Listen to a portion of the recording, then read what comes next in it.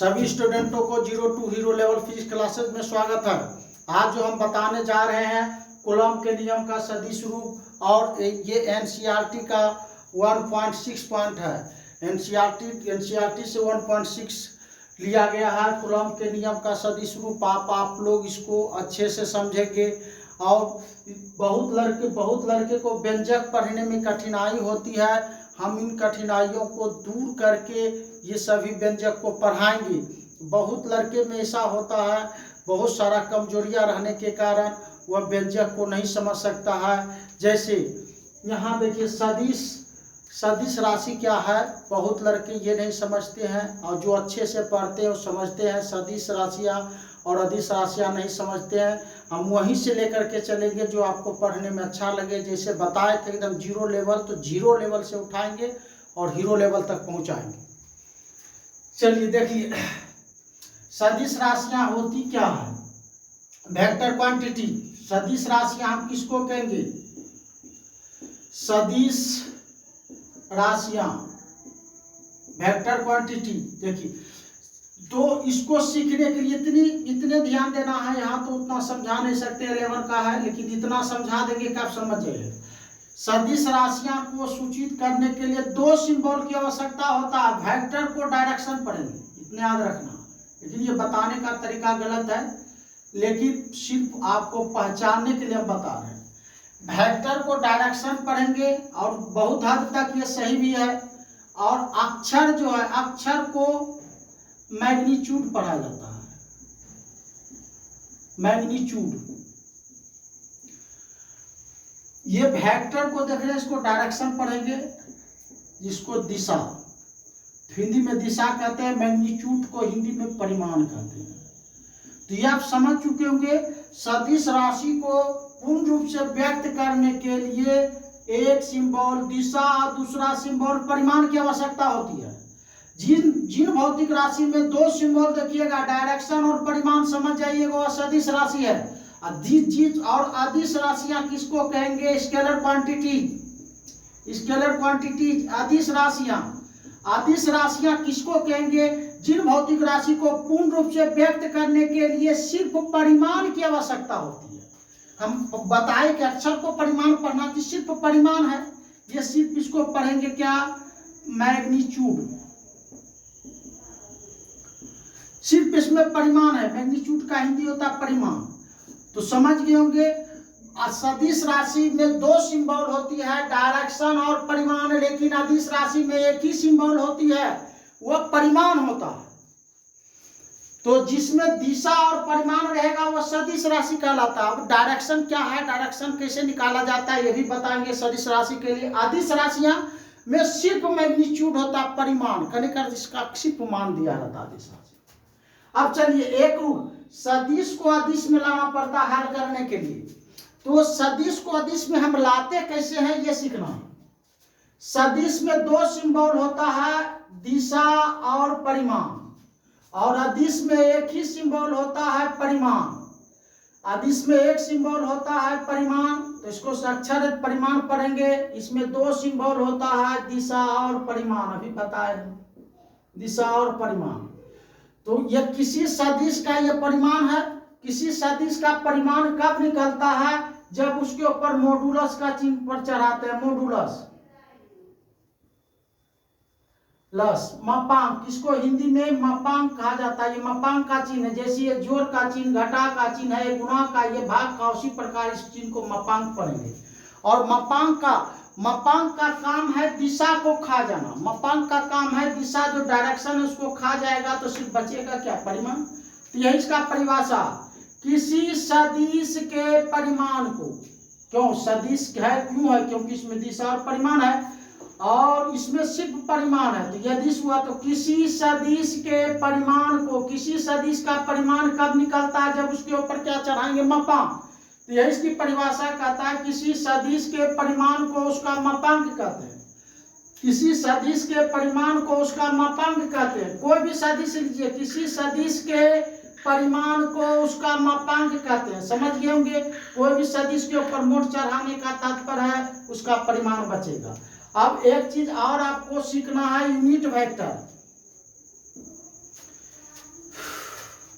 आप एक चीज और आपको सीखना है, यूनिट वेक्टर। यूनिट वेक्टर होता क्या है?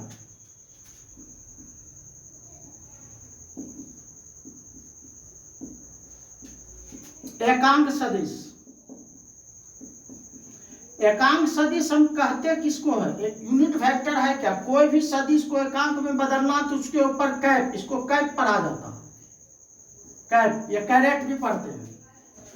तो किसी भी सदिश को एकांक में बदलना तो उसके ऊपर कैप डाल दीजिए। अब ये आता कैसे है, इसका रूल क्या कहता है, अब ये देखना है आप लोगों को।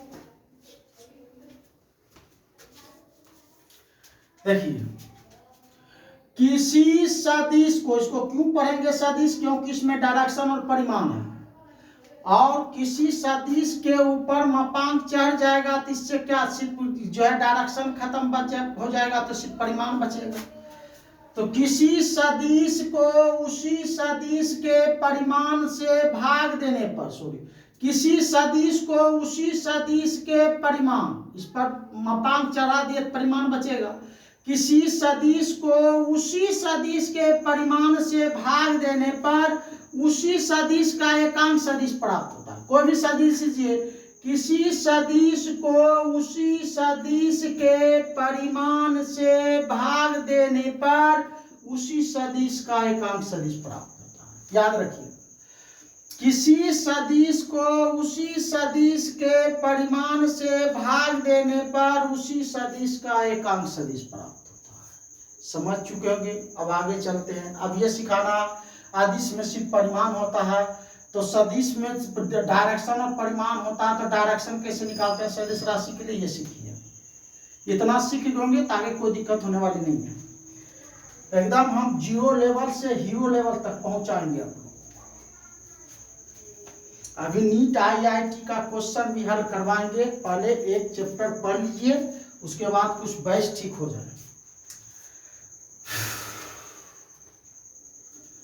चलिए, अब देखना, किसी भी बिंदु से वस्तु का जो पोजीशन है तीन दिशाओं में, तीन डायरेक्शन में निकलता है। एक्स अक्ष, वाई अक्ष और जेड अक्ष। ये मैथ का रूल है कि तीन दिशा तीन होता है, एक्स अक्ष, वाई अक्ष और जेड अक्ष। लेकिन फिजिक्स का कहना है एक्स अक्ष के लिए आई कैप आता है, वाई अक्ष के लिए जे कैप आता है और जेड अक्ष के लिए के कैप आता है।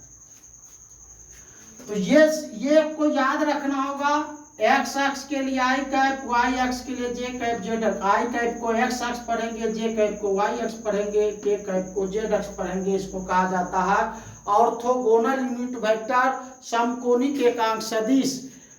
आई कैप, जे कैप और के कैप एक्स अक्ष, वाई अक्ष एवं जेड अक्ष की दिशा में जो एकांक सदिश होता है, आई कैप, जे कैप एवं के कैप को, इसी को समकोणिक एकांक सदिश कहते हैं। तो आप लोग ये सीखे, कोई भी मूल बिंदु है तो मूल बिंदु से कोई भी वस्तु का जो डायरेक्शन है, वो यहाँ मान लीजिए मूल बिंदु हम वो रखें तो इस बिंदु से किसी वस्तु का डायरेक्शन तीन दिशाओं में होता है, एक्स अक्ष, वाई अक्ष और जेड अक्ष। समझ चुके होंगे। कोई भी मूल बिंदु से वस्तु का पोजीशन तीन अक्षों में, एक्स अक्ष, वाई अक्ष और जेड अक्ष। क्योंकि ओम के नियम में आवेश, ओम के नियम आवेश के बारे में बताएं। आवेश एक अदिश राशि है, उसमें कोई डायरेक्शन नहीं है। तो डायरेक्शन नहीं रहने के कारण अदिश राशि में रखा गया है। और अदिश राशि को हमको सदिश में व्यक्त करना है, तो डायरेक्शन जितने अक्षों में डायरेक्शन इसका होगा, डायरेक्शन निकाल लेंगे। वही ओम के कूलम के नियम का सदिश रूप है। अब ओम के नियम इलेक्ट्रिक करंट पर चले। अब देखिए, मान लीजिए, अब इसके लिए कूलम का नियम याद रखना होगा। कूलम का नियम पढ़ने, कूलम का नियम इसके पहले के वीडियो नंबर 5 में देख लीजिए, तभी ये समझ में आएगा। क्या कूलम का नियम यहाँ तो समझा नहीं सकते हैं। कूलम के नियम वीडियो नंबर 5 में देख करके आइए, आप अच्छे से कूलम का नियम क्या है वहां देख लीजिए, तब फिर समझिएगा इसको। तो यहाँ कूलम कहे हैं क्या, फिर भी समझा देते हैं। ये एक दो को, इसको पहला बिंदु, इसको दूसरा बिंदु पढ़ेंगे। दो और क्यू को पढ़ा जाता आवेश है, एक से अधिक आवेश रहेगा तो आवेशों पढ़ेंगे। दो स्थिर बिंदु आवेशों के बीच लगने वाला आकर्षण। आवेश के बीच हम बताए हैं पीछे के वीडियो में, दो ही बल लगता, आकर्षण और प्रतिकर्षण। दो स्थिर बिंदु आवेशों के बीच लगने वाला आकर्षण या प्रतिकर्षण बल आवेशों के परिमाण के गुणनफल के समानुपाती तथा बीच की दूरी के वर्ग के व्युत्क्रमानुपाती कांस्टेंट मान रखते हैं 1/4πε0। यही कूलम का नियम है। इसी को सदिश में व्यक्त करना है। इसमें चूंकि कोई डायरेक्शन नहीं, डायरेक्शन आता तो वेक्टर आता, कहीं डायरेक्शन है नहीं तो डायरेक्शन में लाना है। बस यही ओम के नियम का सदिश रूप है। कूलम के नियम का सिद्ध। कूलम का नियम क्या है? दो स्थिर बिंदु आवेश, एक से अधिक क्यू को आवेश पढ़ेंगे, एक से अधिक का रहेगा आवेश, तो आवेश पढ़ेंगे। एक दो को एक भी पहला बिंदु आवेश, इसको दूसरा बिंदु आवेश पढ़ते हैं। तो दो स्थिर बिंदु आवेशों के बीच लगने वाला आकर्षण या प्रतिकर्षण बल आवेशों के परिमाण के गुणनफल के समानुपाती तथा बीच की दूरी के वर्ग के व्युत्क्रमानुपाती कांस्टेंट मान रखते हैं 1/4πε0। इसी को व्यक्त करना। अब चलिए व्यक्त करते हैं। तो मान लीजिए दो बिंदु आवेश है। कूलम का नियम दो स्थिर बिंदु आवेश के बीच लगता है। दो बिंदु आवेश दे दिए, थोड़ा सा मान लीजिए दो स्थिर बिंदु आवेश है। अब दो स्थिर बिंदु आवेश है। ये मान लीजिए Q1 स्थिर बिंदु, पहला बिंदु पर Q1 आवेश है, दूसरा बिंदु पर Q2 आवेश।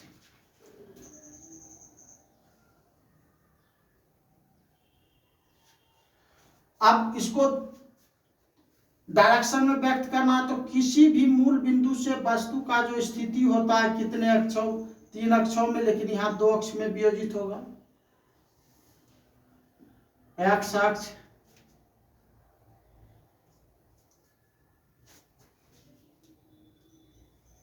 y अक्ष।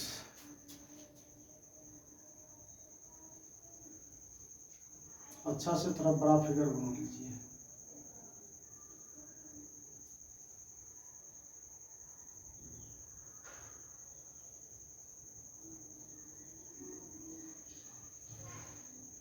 ये पहला Q1 बिंदु आवेश है, ये Q2 बिंदु आवेश है, जिसकी सभी बिंदु की स्थिति मूल बिंदु से निकाली जाती है।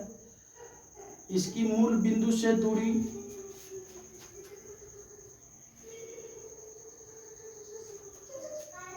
इसकी भी मूल बिंदु से दूरी। अब देखिए ये जो दूरी है, ये जो दूरी है दूसरे बिंदु, पहले बिंदु आवेश का दूरी दूसरे के कारण ले लेंगे। पहले बिंदु, हाँ दूसरे बिंदु आवेश का दूरी पहले से, मूल बिंदु से यह जो दूरी है दूसरे बिंदु आवेश का दूरी पहले से, दूसरे बिंदु आवेश का दूरी पहले से डायरेक्शन में है, डायरेक्शन ले लेंगे।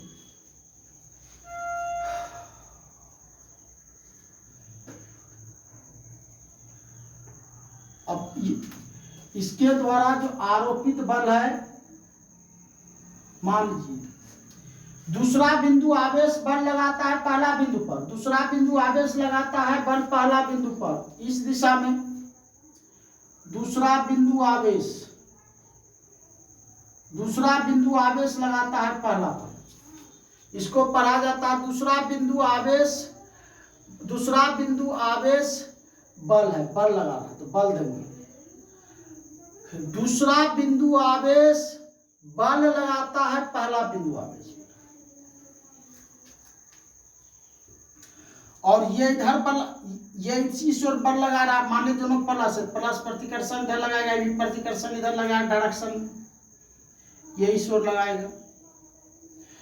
और ये जो बल लगा किसके द्वारा लगाया गया बल है? पहला बिंदु आवेश लगा रहा है बल दूसरा पर, लिख लेंगे पहला बिंदु आवेश ये बल लगा रहा है दूसरा बिंदु आवेश पर।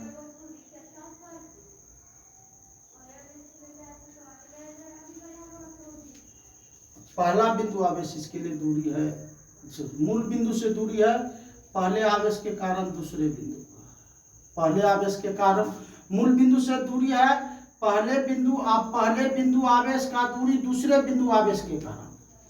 और ये जो है दूसरे बिंदु आवेश का, देखो दूसरे बिंदु आवेश का दूरी पहले बिंदु आवेश के कारण।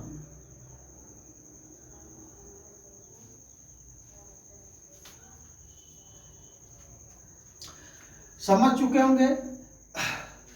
दो कूलम जो है दो स्थिर बिंदु आवेशों के बीच बल दिए थे। मान लिए पहला बिंदु आवेश Q1 है, दूसरा बिंदु आवेश Q2 है। पहला बिंदु आवेश Q1 है, दूसरा बिंदु आवेश Q2 है। तब इसके द्वारा इसको सदिश रूप में व्यक्त करना है।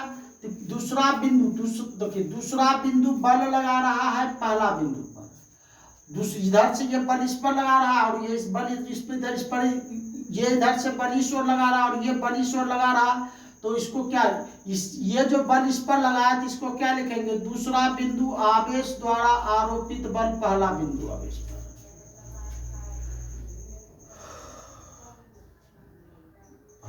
बंद करो। तो आप लोग ये समझ चुके होंगे। ये क्या लिखा हुआ, दूसरा बिंदु आवेश द्वारा आरोपित बल पहला बिंदु पर, और ये क्या लिखा हो, पहला बिंदु द्वारा आरोपित पहला बिंदु आवेश द्वारा आरोपित बल दूसरा बिंदु पर। तो अब यहाँ क्या, अब ये बल लगाता, देखिए पहला मूल बिंदु से बल लगाता, तो मूल बिंदु से ये बल लगाता कौन, दूसरा बिंदु आवेश का। सभी कोई भी बिंदु से डायरेक्शन में मूल बिंदु से सभी वस्तु की स्थिति निकाला जाता है। तो दूसरा बिंदु आवेश की दूरी, दूसरा बिंदु आवेश की दूरी पहला बिंदु से क्या लिखेंगे, दूसरा बिंदु आवेश की दूरी पहला बिंदु से। और यहाँ से जो मूल बिंदु से इसकी दूरी निकालेंगे तो कैसे निकालेंगे, पहला बिंदु आवेश की दूरी दूसरे बिंदु आवेश से, पहला बिंदु आवेश की दूरी दूसरे बिंदु आवेश से, इसको पढ़ेंगे क्या, दूसरा बिंदु आवेश की दूरी पहले बिंदु से, इसको पढ़ेंगे क्या, पहले बिंदु आवेश की दूरी दूसरे बिंदु से। समझ चुके होंगे। अब यही ओम के लिए अब सदिश रूप है, सदिश रूप में लाना है। अब देखना, अब माना कि आवेश Q1 द्वारा Q2 पर, डायरेक्ट लीजिए, अब छोड़िए फाइल माना ताना लिखिए। यहाँ क्या देखते हैं, पहले बिंदु दूसरे बिंदु आवेश की दूरी पहले बिंदु से कितना निकलेगा, तो क्या करेंगे, पहले बिंदु आवेश में दूसरे बिंदु आवेश की दूरी को घटा देंगे। और दूसरे बिंदु आवेश की दूरी, पहले बिंदु आवेश की दूरी दूसरे से कैसे निकालेंगे, पहले बिंदु आवेश की दूरी दूसरे से कैसे निकालेंगे, तो क्या करेंगे, दूसरे दूरी में से पहले दूरी को क्या करेंगे, घटा देंगे। ये मूल बिंदु से दोनों का दूरी निकल गया।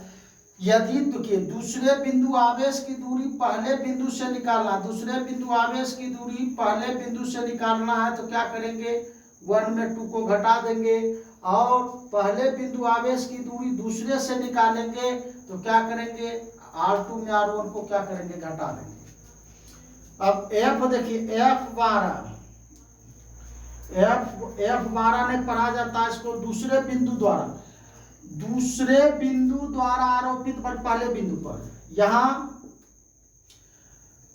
F12 क्या है,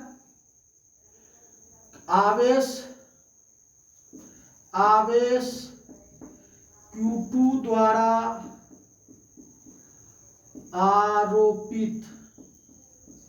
आरोपित बल Q1 पर। आवेश Q2 क्या है, Q2 दूसरा बिंदु आवेश है, दूसरे बिंदु आवेश द्वारा पहले बिंदु पर। तो दूसरे बिंदु पर आवेश Q2 है, पहले बिंदु पर आवेश Q1 है। 12 को क्या पढ़ेंगे, दूसरे बिंदु आवेश द्वारा आरोपित बल पहले बिंदु पर Q1 पर।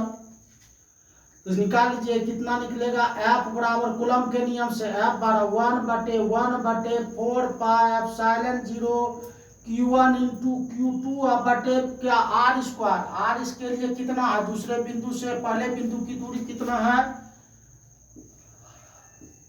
का R वेक्टर 12 का होल स्क्वायर से R आर वेक्टर 12 का होल स्क्वायर का दूरी पहले कूलम के नियम में अदिश में है, सदिश में लाने के लिए इसको ऊपर मापांक चलाएंगे तब ये अदिश में कन्वर्ट हो जाएगा। और इसकी जो दिशा है क्या, दूसरे बिंदु आवेश से पहले बिंदु की ओर, दूसरे बिंदु आवेश से पहले बिंदु की ओर दिशा के लिए कैप चढ़ा देंगे। इसकी जो दिशा है दूसरे बिंदु आवेश से पहले बिंदु की ओर, दूसरे बिंदु आवेश से पहले बिंदु की ओर। अब चलिए इसको लिख सकते हैं हम, एफ बराबर क्या, दूसरे बिंदु आवेश द्वारा आरोपित बल पहले बिंदु पर कितना, 1/4πε0 Q1 इंटू Q2 बटे इसका जो मान होता है, इसका जो मान यहाँ देखिए, इसका मान रख दीजिए और कैप डालिए, डायरेक्शन में कैप होगा। तो यह हो जाएगा FR12 वेक्टर होल स्क्वायर। अब इसका मान यहाँ रख दीजिए, क्या हो जाएगा, R1 vector minus R2 vector, R1 vector minus R2 vector. नहीं तो ऐसा करिए, सही था। अब हम एक चीज बताए थे आप लोग को, अब इसको एकांक सदिश में व्यक्त करना है तो क्या बताए थे, किसी सदिश को उसी सदिश के परिमाण से भाग देने पर उस सदिश का एकांक सदिश प्राप्त होता है। तो इसको उसी कैप ब्लॉक लीजिए तो क्या लेंगे, किसी सदिश को, तो F12 किसी सदिश को उसी सदिश के परिमाण से भाग देने पर, किसी सदिश को उसी सदिश के परिमाण से भाग देने पर उसी सदिश का एकांक सदिश प्राप्त होता है। तो ये इसको एकांक सदिश में है, तो एकांक सदिश को सदिश में लाना है तो इसी सदिश को इसी सदिश के परिमाण से भाग देने पर इस सदिश का एकांक सदिश प्राप्त होगा। इसको हल कर लीजिए, F12 वेक्टर बराबर 1/4πε0 और यह आ जाएगा Q1 इंटू Q2 बटे Q हो जाएगा, इस पर पावर Q, 2 1 3 आधार 1 रहता, आधार दोनों का 1 है तो पावर जुट जाएगा। तो R12 है, R12 कैप पर हो जाएगा Q, यहाँ बचेगा क्या, और इसका मान जान ही रहे हैं, बता ही चुके हैं, दूसरे बिंदु आवेश के मूल बिंदु से पहले बिंदु के लिए दूरी, तो क्या R1 में R2 को घटा देंगे। तो F12 बराबर 1/4πε0 इंटू Q1 इंटू Q2 बटे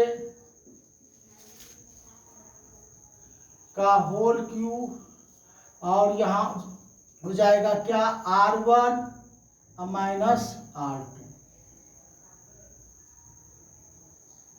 समीकरण फर्स्ट।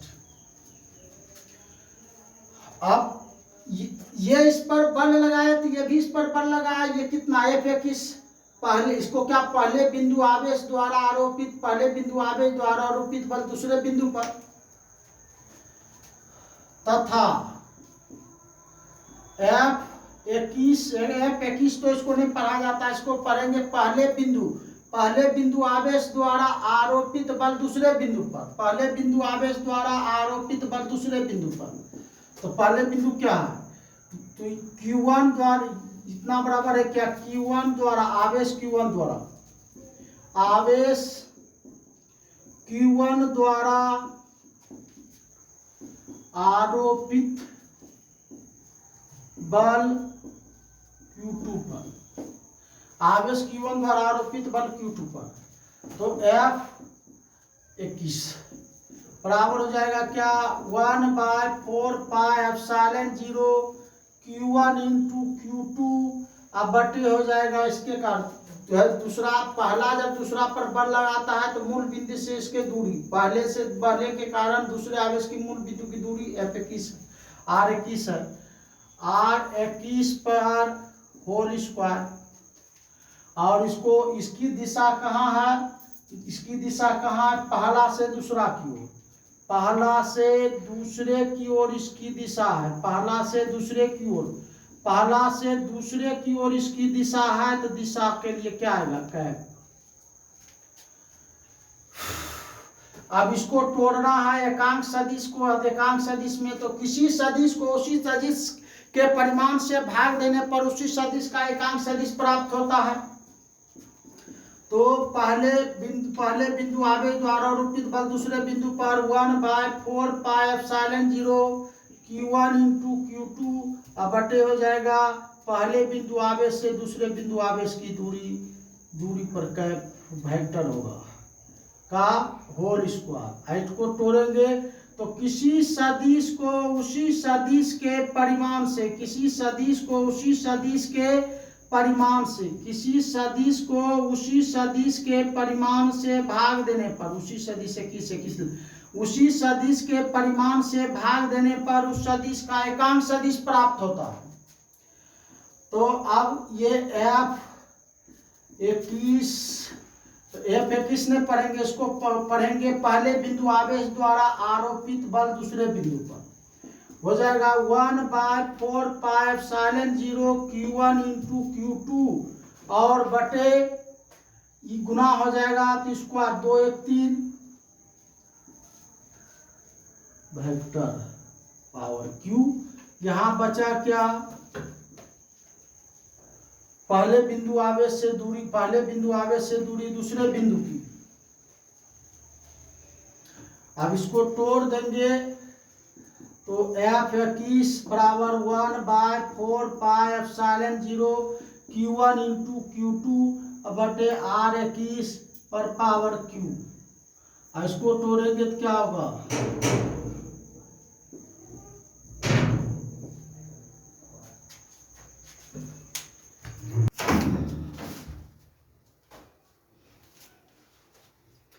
अब यहां देखना है, इससे यदि माइनस चिन्ह कॉमन लेते हैं, माइनस चिन्ह हम कॉमन लेते हैं तो ये माइनस हो जाएगा, ये प्लस हो जाएगा। माइनस चिन्ह कॉमन लेने के बाद अंदर का चिन्ह चेंज हो जाता है, जो माइनस है वह प्लस, जो प्लस है माइनस। तो माइनस चिन्ह कॉमन लेने के बाद ये प्लस है तो माइनस हो जाएगा और ये माइनस है तो प्लस हो जाएगा। F21 माइनस चिन्ह उससे कॉमन ले लीजिए तो क्या हो जाएगा 1/4 pi epsilon 0 Q1 into Q2 बटे हो जाएगा क्या,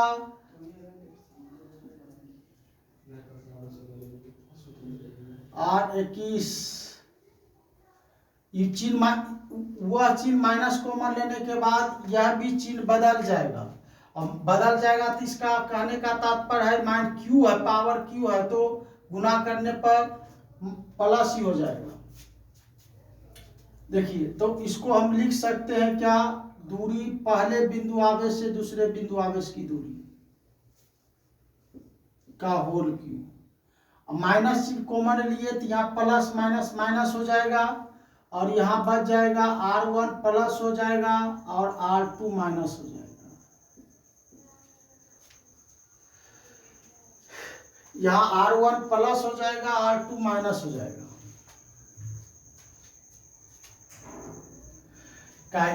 मोड का काम है चिन्ह को खा जाना, माइनस चिन्ह कॉमन लेंगे तो चिन्ह को ही खा जाएगा, माइनस चिन्ह है तो ये प्लस ही होगा। मोड का काम है माइनस चिन्ह को खा जाना। समझा देते हैं कैसे यहाँ हुआ। जैसे देखिए इसको जिस रूप से तोड़े, ये वाला को जिस रूप से तोड़े इसको भी हम तोड़ सकते हैं, तोड़ लीजिए उसी रूप में। अब इसको माइनस चिन्ह कॉमन लेने रहा हूं तो R2 वेक्टर माइनस हो जाएगा R1 वेक्टर। इसको भी नीचे वाला भी लिखेंगे R2 वेक्टर माइनस क्या, R1 वेक्टर। इस पर पावर क्या, होल Q। अब मोड का काम है चिन्ह को खा जाना।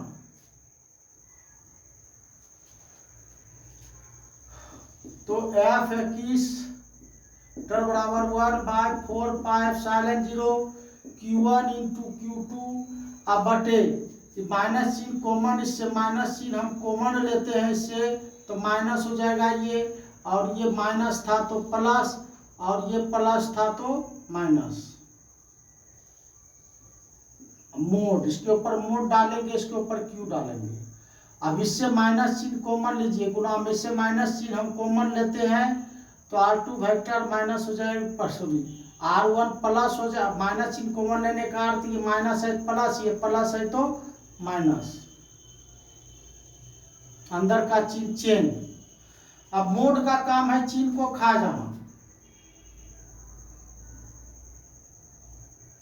अब एक किस बराबर लिख सकते हैं, 1/4πε0 और Q1 इंटू Q2, अब बटे नीचे होगा R1 और माइनस क्या R2, R1 minus R2, R1 minus R2 पर Q, और ये चिन्ह गुना कर दीजिए तो प्लस माइनस यहाँ माइनस हो जाएगा, प्लस माइनस माइनस हो जाएगा, और यहाँ जो और बचेगा क्या R1 minus R2 vector, R1 minus R2 vector.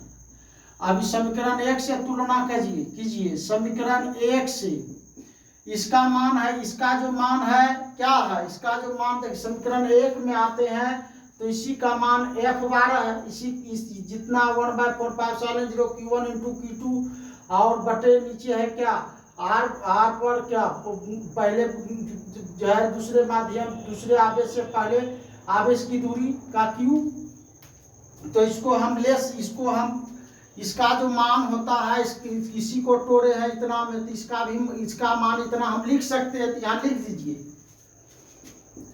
F vector 21 बराबर -1/4πε0 Q1 इंटू Q2, अब बटे हो जाएगा R1 कैप माइनस क्या R2, सॉरी लिखा जाएगा, इसका मान होता पहले भी लिख चुके हैं, दूसरे आवेश से पहले आवेश की दूरी, दूसरे आवेश से पहले आवेश की दूरी, दूसरे आवेश से पहले आवेश की दूरी पर Q हो जाएगा, और ये रह जाएगा R1 vector minus R2 vector. हम समीकरण 2 से तुलना करने पर, समीकरण 1 से तुलना करने पर, समीकरण 1 से तुलना करते हैं तो इसका मान F12 है। देखिए टोटल का मान F12, इसका मान F12 है, तो या इसके स्थान पर हम F12 रख सकते हैं, तो F21 बराबर हो जाएगा माइनस F12। यही न्यूटन का प्रथम नियम, यही न्यूटन का जो है द्वितीय गति का नियम है, यही न्यूटन का द्वितीय गति का नियम है। यदि दो वस्तुओं में नियमन की क्रिया हो रही है तो पहले वस्तु द्वारा आरोपित बल दूसरे वस्तु पर, दूसरे वस्तु द्वारा आरोपित बल पहले वस्तु पर बराबर किंतु विपरीत दिशा में होती है। तो कूलम्ब का नियम न्यूटन के द्वितीय नियम का व्युत्क्रम है, कूलम्ब का नियम न्यूटन के द्वितीय नियम का व्युत्क्रम है, समझ गए होंगे। यही कूलम्ब के नियम का सदिश रूप है। कभी कभी परीक्षा में ऐसे भी दे देता है क्वेश्चन ऑब्जेक्टिव में कि ये कौन सा कूलम्ब का नियम का सदिश रूप है, तो यहाँ 12 दिया रहेगा, तो यहाँ भी 12 दिया रहेगा, तो ये क्या क्यों होगा। यह इस रूप से भी दिया रहता है, या इसके पहले वाला जो रूप बताए ऐसे भी दिया रहता है। F12 बराबर 1/4πε0 Q1 इंटू Q2 बटे R12 का स्क्वायर इंटू होता है R12 पर कैप। पहले भी बताए ऐसे है, देखिए यहाँ F21 वाला ये लिखे है जैसे 12 वाला 12, तो कोई भी ऐसे भी पूछ सकता है, ऐसे भी पूछ सकता है, ऐसे भी 21 रहेगा तो या तो इस रूप से होगा सदिश रूप, या इस रूप से 12 वाला होगा तो इस रूप से होगा, या तो इस रूप से होगा, समझ गए होंगे। और इसको हल्का में पढ़ना चाहते हैं तो फिर छोटा सा संक्षिप्त में बता देते हैं। ये डायरेक्शन के आधार पर है, आप लोग कैसे डायरेक्शन में चेंज होता है आप लोग समझ गए होंगे। अब जो शॉर्ट इसका फॉर्म है, शॉर्ट फॉर्म में जो बनाते हैं उस रूप से आसानी से आप समझ जाइएगा, और इससे बहुत आसान है। ऐसे भी हल कर सकते हैं इसको जब ये 5 नंबर में पूछेगा। और दूसरा मेथड भी है।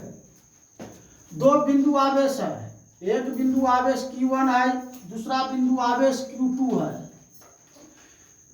एक बिंदु आवेश Q1 है, दूसरा बिंदु आवेश Q2 है। अब ये पहला बिंदु दूसरा पर बल लगाएगा, दूसरा बिंदु पहला पर बल लगाएगा। द्वितीय विधि जो न अच्छा लगे ये आसान लगेगा पढ़ने में, यही आप लोग परीक्षा में बनाइए। द्वितीय विधि तो देखिए यहाँ दो बिंदु आवेश है, तो पहला दूसरा पर बल लगाएगा, दूसरा पहला पर बल लगाएगा। दूसरा जब पहला पर बल लगाएगा तो इसको क्या लिखेंगे, हम बता चुके हैं। दूसरे बिंदु आवेश द्वारा आरोपित बल पहले बिंदु पर, दूसरे बिंदु आवेश द्वारा आरोपित बल पहले बिंदु पर। और जब ये बल लगाता है तो ये भी तो बल लगाएगा। तो इसको कैसे लिखेंगे, पहले बिंदु आवेश द्वारा पहले बिंदु आवेश द्वारा आरोपित बल दूसरे बिंदु पर, पहले बिंदु आवेश द्वारा आरोपित बल दूसरे बिंदु पर। मान लीजिए इन आवेशों के बीच की दूरी पहला से दूसरा की ओर है F21।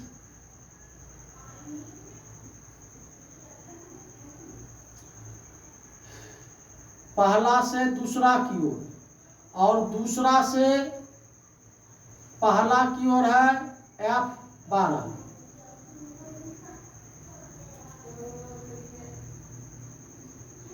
ये हुआ पहला से दूसरा की ओर और ये हुआ दूसरा से पहला की ओर। मान लिया दो बिंदु आवेश है, तो दोनों बिंदु आवेश एक दूसरे के ऊपर बल लगाएगा। पहला बल लगाएगा दूसरा पर और दूसरा बल लगाएगा पहला पर। जब पहला बल लगाता है दूसरा पर, तो क्या लिखेंगे, पहले बिंदु आवेश द्वारा आरोपित बल दूसरा पर। तो दूरी पहला से दूसरा की ओर होगा, तो पहला से दूरी दूसरा की ओर।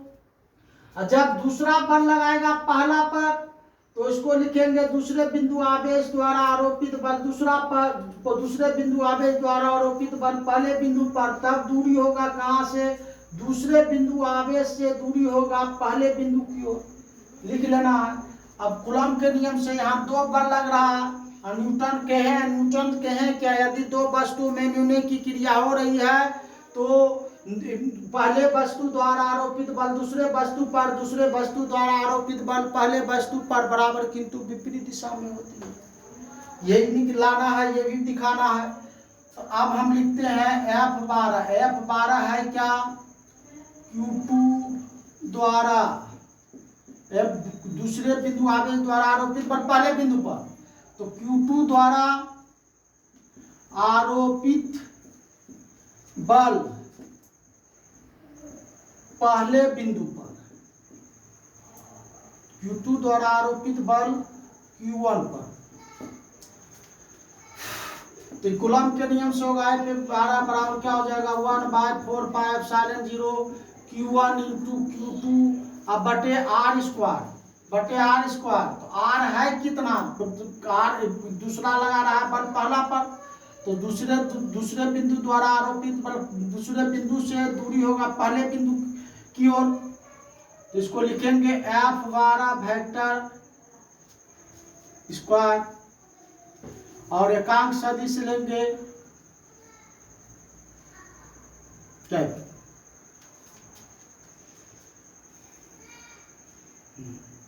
और F21 को पढ़ेंगे क्या, F21 क्या है, पहले बिंदु आवेश द्वारा आरोपित बल दूसरे बिंदु पर। तो Q1 द्वारा आरोपित बल Q2 पर, Q1 द्वारा आरोपित बल Q2 पर। डायरेक्शन में ले रहे हैं, इसके द्वारा इधर, इसके द्वारा इधर, डायरेक्शन में है, दिशा में है। तो इसको लिखेंगे क्या, F21 बराबर हो जाएगा 1/4πε0। अब कौन लगा रहा है, पहला लगा रहा है दूसरा पर, तो दूरी भी होगा पहला से दूसरा की ओर। Q1 इंटू Q2 अब बटे हो जाएगा R स्क्वायर और इंटू हो जाएगा R स्क्वायर। R कितना है दूरी किसके, पहला से दूसरा की ओर, पहला से दूसरा की ओर, पहला से दूसरा, पहला से दूसरा की ओर का होल स्क्वायर। एकांक सदिश में ले लेंगे इसको F21 कैप। अब देखना है यदि इसको उलटते हैं तो उलटने का तात्पर्य है इसको इधर लाना, इसको इधर लाना, तो दिशा अपोजिट हो जाएगा। इधर से देखिए, इधर से डायरेक्शन प्लस तो इधर से डायरेक्शन क्या हो जाएगा माइनस। तो इसको उलटने का तात्पर्य है इधर से प्लस तो इधर से माइनस, ये उल्टेगा तो ये भी उलट जाएगा। तो F21 बराबर लिख सकते हैं, F21 बराबर लिख सकते हैं -1/4 pi epsilon 0 Q1 into Q2 बटे क्या F12 माइनस दिए तो ये उलट जाएगा, F12 का होल स्क्वायर और ये भी उलट जाएगा, कैप हो जाएगा। अब समीकरण 1 से तुलना करने पर अब देखिए इसका जो मान निकाले हैं समीकरण 1 में वो F12 निकाले हैं। इस टोटल का मान 1/4 पाई एप्सिलॉन 0 है Q1 इंटू Q2 है। अब R12 है तो यहाँ भी R12 वेक्टर है का होल स्क्वायर है, यहाँ आप R कैप 12 है तो यहाँ भी R कैप 12 है, तो इसका मान है 12। एकदम शॉर्ट में इसको ऐसे भी ऐसे कर सकते हैं समीकरण 1 से तुलना करने पर, तो इसको भी आप लोग समझ गए होंगे। इस रूप से यदि समझते हैं तो ये संक्षिप्त में उन्हीं लोगों के लिए है जो डायरेक्शन निकालना जानता है। यदि डायरेक्शन निकालना नहीं जानता है तो संक्षिप्त में पढ़ने से फायदा नहीं है, तो उसी पर जाना होगा, अन्यथा आगे आप लोग फंस जाइएगा। तो दोनों विधि से बता दिए, संक्षिप्त में हम ऐसे भी बना सकते हैं इसको, और नहीं तो डायरेक्शन जो नहीं जानते हैं तो उसको भी पढ़ लीजिए कैसे डायरेक्शन निकाला जाता है, उसके बाद संक्षिप्त में पढ़ करके परीक्षा में लिख दीजिए। तो इसको लिख सकते हैं F21 वेक्टर बराबर ये लिखाएगा क्या माइनस इसका जो वैल्यू होता है F12, और इसको F21 से 12 नहीं पढ़ेंगे, इसको पढ़ेंगे क्या, पहले बिंदु आवेश द्वारा आरोपित बल दूसरे बिंदु पर, इसको पढ़ेंगे दूसरे बिंदु आवेश द्वारा आरोपित बल पहले बिंदु पर बराबर किंतु विपरीत दिशा में होती है। यही न्यूटन का द्वितीय गति का नियम है। न्यूटन के द्वितीय गति का नियम 11 में पढ़े होंगे। यदि दो वस्तुओं में अन्योन्य की क्रिया हो रही है, यदि दो वस्तुओं में अन्योन्य की क्रिया हो रही है, पहले वस्तु द्वारा आरोपित बल दूसरे वस्तु पर, दूसरे वस्तु द्वारा आरोपित बल पहले वस्तु पर बराबर किंतु विपरीत दिशा में होती है।